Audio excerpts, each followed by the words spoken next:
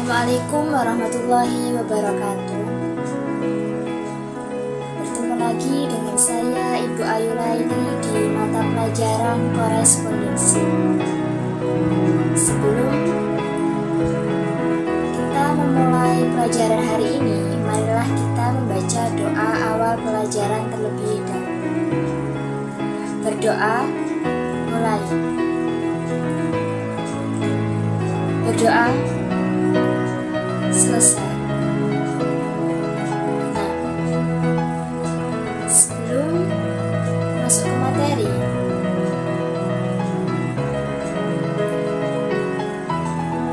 untuk absensi hari ini, absensinya melalui Google Form. Jadi, jangan lupa bagi yang belum absen pada hari ini, silahkan kalian bisa mengisi daftar hari absensi melalui Google Form dari link yang telah disediakan. Oke, tetap semangat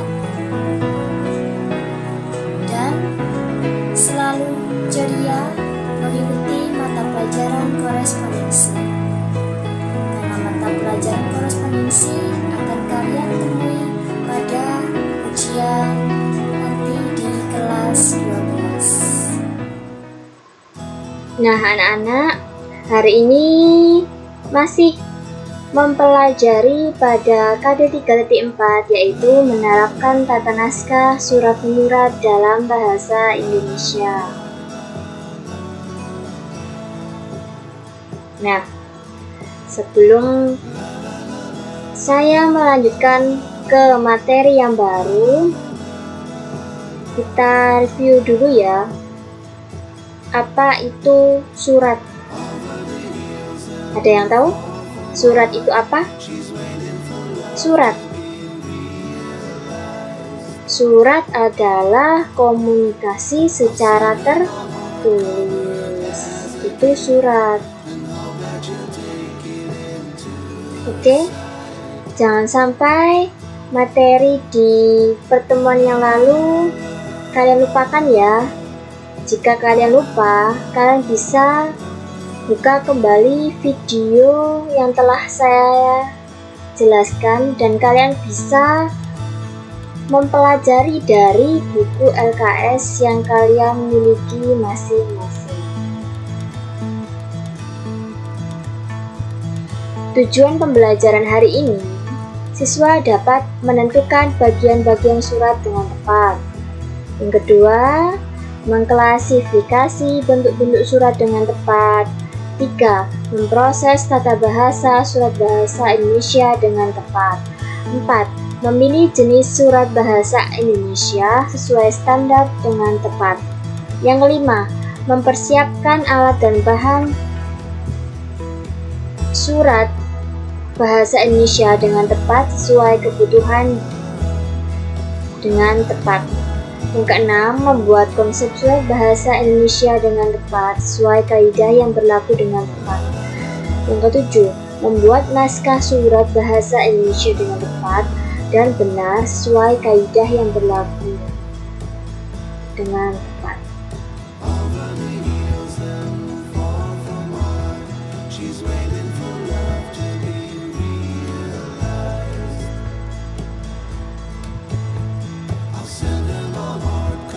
Nah, hari ini kita akan mempelajari mengenai bagian-bagian surat.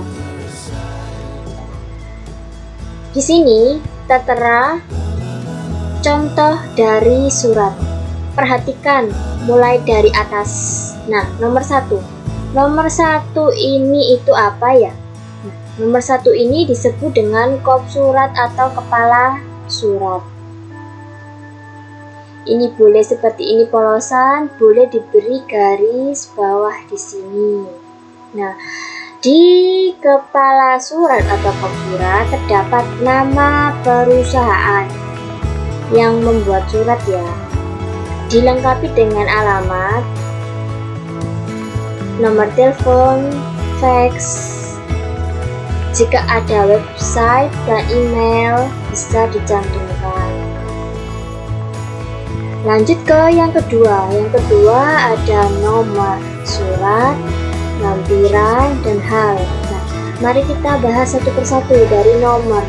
Nomor ini terdiri dari nomor dikeluarkannya surat atau nomor dibuatnya surat. Garis miring PC.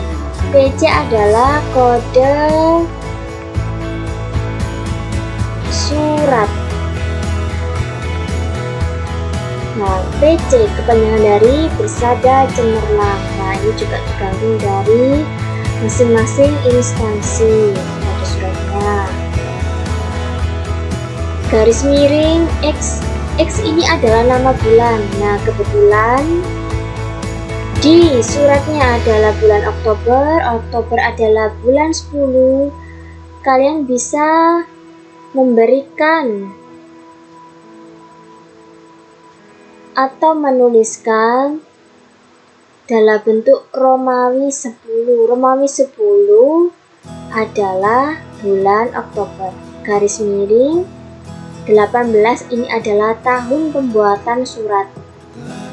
Boleh ditulis 18, boleh ditulis dengan 2018, sama saja. Selanjutnya, yang ketiga ini adalah tanggal penulisan surat. Nah, Bu, kenapa di sini hanya dituliskan tanggal surat? Kok tidak disertai dengan nama kotanya? Nah, jika di kop surat itu sudah tertulis kota penulisan surat, maka di tanggal surat tidak perlu lagi dituliskan kotanya. Jadi, cukup salah satu. Jika di kop surat tidak terdapat kota penulisan surat, maka kalian bisa menambahkan kota pada tanggal surat. Dari sini bisa dipahami? Oke, lanjut ke nomor yang keempat. Nah, nomor yang keempat ini adalah alamat dalam surat atau alamat yang dituju. Jadi lengkap. Yang terhormat, Manajer Pemasaran PT Forlan, Jalan Banjaran nomor 14, Jakarta. Lengkap dengan alamat kotanya. Lanjut nomor 5. Dengan hormat. Dengan hormat ini termasuk apa? Salam pembuka. Lanjut ke yang bagian ke-6. Bagian ke-6 ini adalah isi surat. Nah, isi surat sendiri terdiri atas pembuka. Ini berkenan sampai baik. Ini adalah kalimat pembuka. Sehubungan sampai jual ini termasuk isinya. Di samping itu, sampai terima kasih merupakan penutupnya. Jadi jelas ya, di isi surat ada pembuka, isi, dan penutup. Selanjutnya, hormat kami. Kenapa kok kami? Karena ini atas nama perusahaan. Nah, nomor 7 ini apa? Yaitu salam penutup. Jangan lupa ya, diberi tanda koma. Terus yang ke-8, ini ada tanda tangan. Jadi surat itu sah jika ada penandatanganan dari yang menulis surat. Kemudian harus ada stempel surat. Kemudian Gandityo Aksan ini adalah nama penandatangan dan disertai dengan nama jabatan penanda tangan. Ke-9 yaitu adalah tembusan. Ke-10 adalah inisial pengonsep dan pengantar surat. Nah, inisial pengonsep itu ditulis dengan huruf besar. Pengonsep itu adalah yang di sini, yang tertera di sini. Gandityo Aksan disingkat G dan A. Jadi diambil huruf awal pada tiap kata. G adalah Gandityo, A adalah Aksan, ditulis dengan huruf besar semua. Garis miring C kecil A kecil. C kecil A kecil adalah inisial pengetik. CA, Cynthia Aldi. Oke, biasanya inisial pengetik itu adalah seorang sekretaris. Nah, untuk itu jika kalian ingin menulis surat atau mengetik surat, maka perhatikanlah besar kecil hurufnya, ejaannya, jangan sampai salah atau keliru. Lanjut. Selanjutnya kita akan mempelajari tentang bentuk-bentuk surat. Apa saja? Nah, ada bentuk lurus penuh atau full block style. Nah, ini contohnya. Kalau full block style berarti kop di tengah, dari nomor sampai inisial berada di bagian kiri. Lanjut ke bentuk lurus. Nah, ini contoh bentuk lurus block style. Selanjutnya bentuk setengah lurus atau semi block style. Ini contohnya. Kemudian bentuk lekuk atau indented style. Ini contohnya. Selanjutnya bentuk menggantung atau hanging paragraph style. Menggantungnya di mana? Nah, ini pada bagian isi surat di pembukaan ini rata kiri, kanan kiri, terus isinya ini menjorok ke dalam atau masuk ke paragraf. Nah, ini seperti ini. Perhatikan ya. Selanjutnya bentuk resmi Indonesia lama.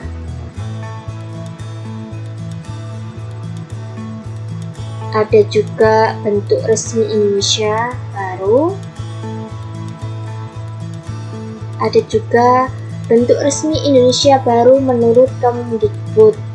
Nah, macam-macam bentuk surat ini saya ambil dari sumber buku mata pelajaran Erlangga. Di LKS kalian juga sama, tetapi ada penambahan dari saya berdasarkan sumber bahan ajar buku Erlangga. Lanjut ke bahasa surat. Nah, dalam membuat, menulis, dan mengetik surat itu juga harus memperhatikan bahasa suratnya.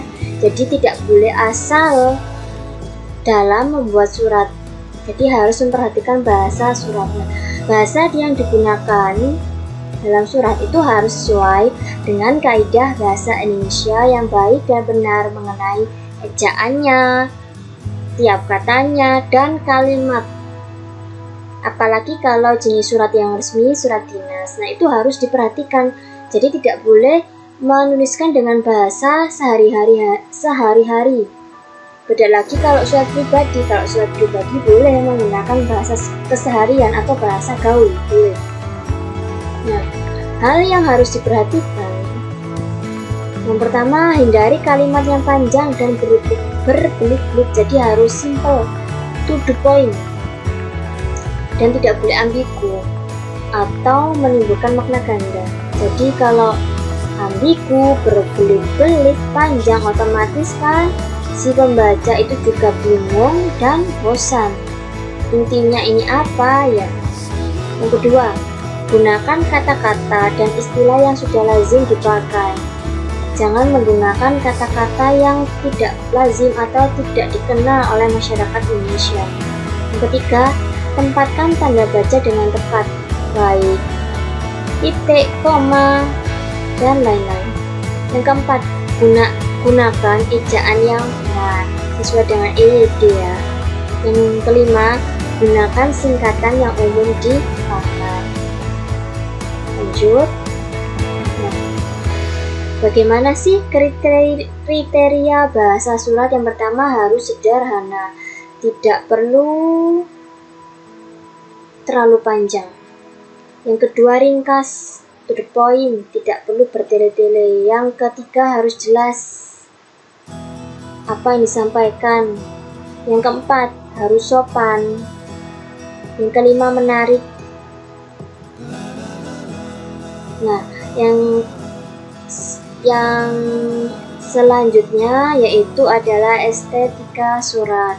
Estetika itu mencerminkan sebuah keindahan surat. Nah, jika surat yang kita ketik itu indah, maka orang yang menerima, orang yang membaca pasti akan tertarik untuk membaca surat kita. Nah, estetika surat yang pertama dilihat dari keseimbangan margin, itu margin atas dan margin bawah. Yang kedua, keseimbangan margin kiri dan kanan.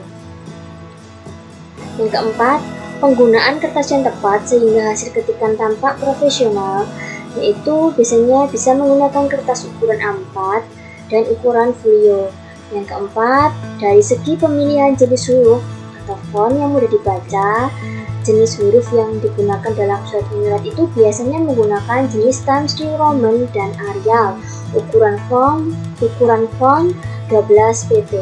Yang terakhir, pengetikan, yaitu harus menggunakan rata kiri dan kanan atau justify sehingga tampak lebih rapi. Kecuali kop. Kalau kop itu ini ya rata tengah, center. Oke, bisa dipahami? Nah, kesimpulan dari materi hari ini yaitu surat.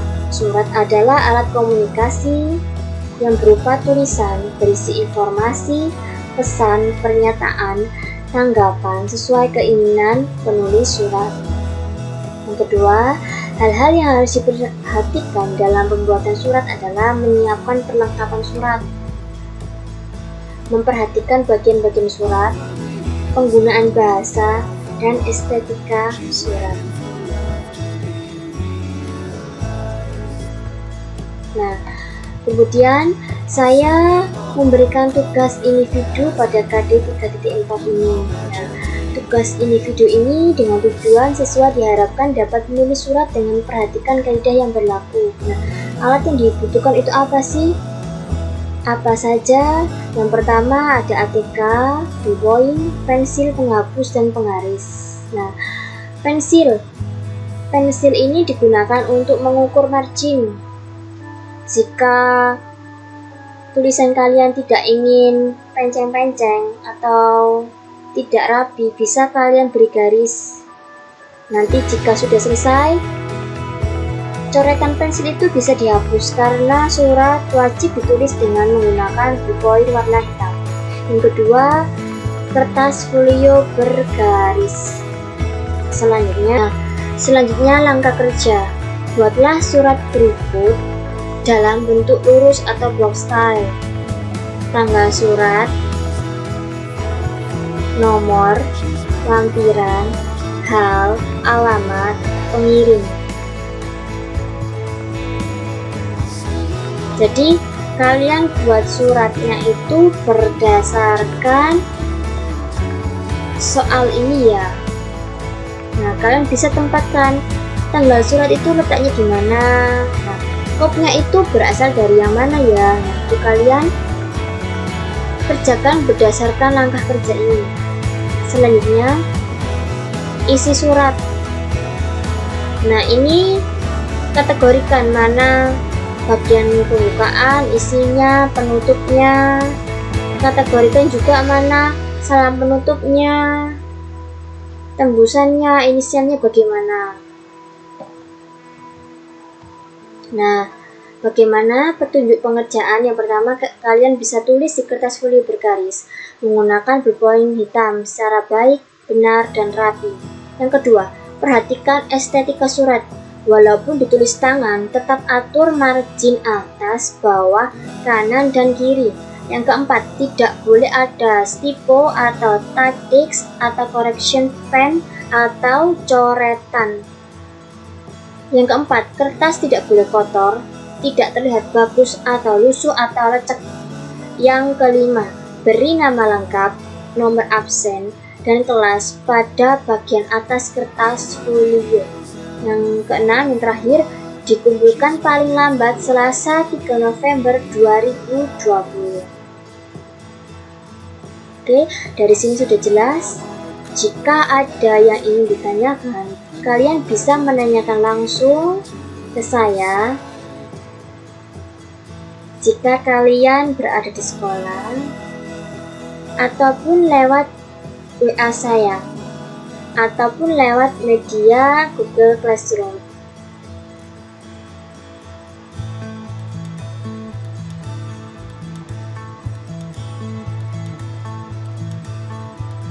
Oke, semoga materi hari ini bermanfaat bagi kalian.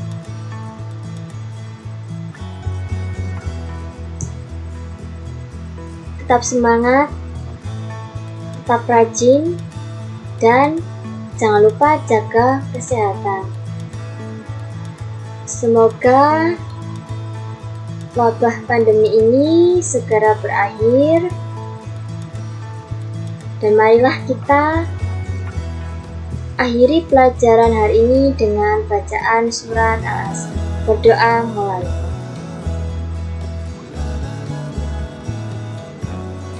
Berdoa selesai. Oke. Sekian dari saya. Wassalamualaikum warahmatullahi wabarakatuh.